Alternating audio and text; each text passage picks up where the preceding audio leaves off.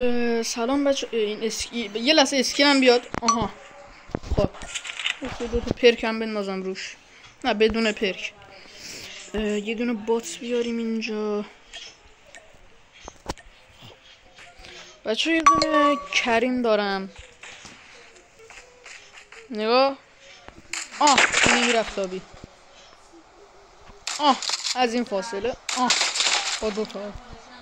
ببین اصلا بیا از اینجا. رفت لابی. اینم رفت لابی. البته من نتم ضعیفه بچه ها، ریجسترم ندارم. رفت لابی. رفت لابی. بچه این اتچو تو ویدیو الان میذارم. اتچو بذارم.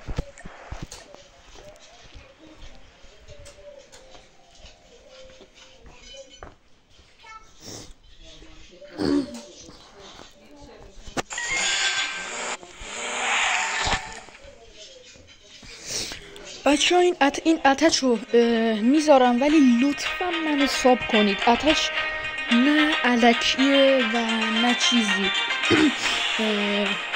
همینطور که دقت کنید رو حالت یه دونه چیز مستقیم میزنه اونجوری هم نیست.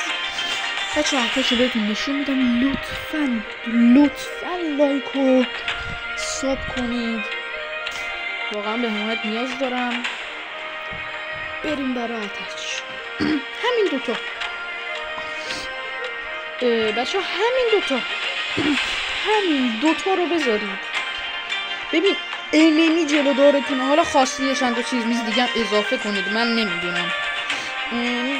بچه اگه دقت کرده باشید جدیدن یه سری از شاتگان ها روی یه سری از کاموها وان شات نمیکنه.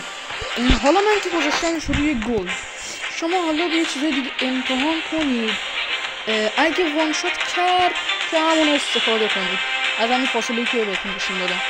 اگه وان شات نکرد اتشو حالا برین کاموشو عوض کنید و دوباره امتحان کنید.